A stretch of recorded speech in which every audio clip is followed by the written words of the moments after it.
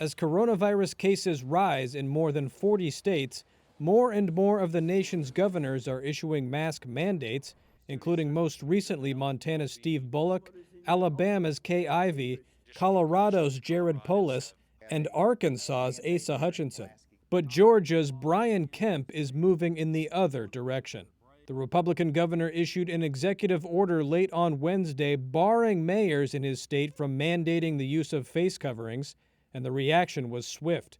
The mayor of Savannah, Van Johnson, a Democrat who issued a mask mandate in his city on July 1st, said on Twitter, quote, "It is officially official. Governor Kemp does not give a damn about us." On Thursday, Kemp announced he is suing Atlanta Mayor Keisha Lance Bottoms over her city's mask mandate, saying it violated his executive order.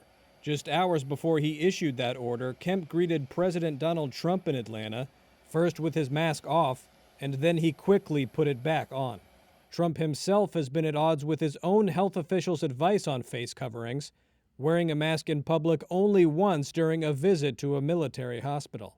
Roughly half of the country's governors have ordered some kind of mask-wearing requirement, including California, where cases are surging. In Republican-led Texas, where cases and hospitalizations hit a record high this week, masks are required only in counties where infection rates are high. But Republican Governor Ron DeSantis of Florida has resisted any kind of statewide mandate. On Thursday, Florida reported its third record increase in deaths this month. Also declining statewide mask requirements are Republican Governors Doug Ducey of Arizona and Kevin Stitt of Oklahoma. On Wednesday, Stitt became the country's first governor to test positive for COVID-19. In the states that don't have face covering mandates, the nation's major retailers have taken the lead.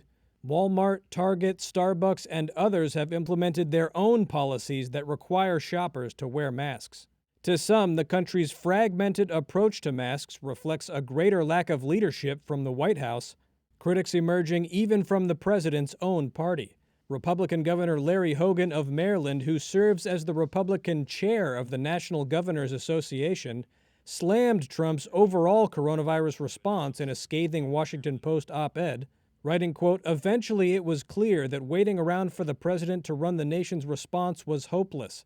If we delayed any longer, we'd be condemning more of our citizens to suffering and death, so every governor went their own way, which is how the United States ended up with such a patchwork response."